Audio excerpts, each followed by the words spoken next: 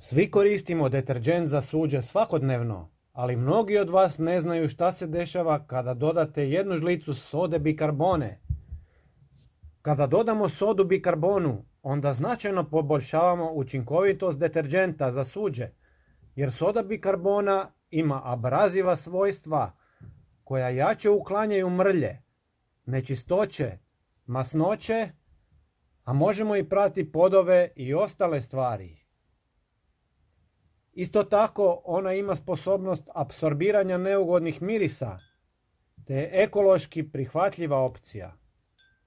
Soda bikarbona je isto tako netoksična i sigurno je za upotrebu u domaćinstvu.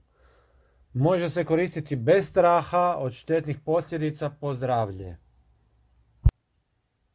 Gospodo, pogledajte i naš sljedeći koristan video koji se nalazi na vašem ekranu.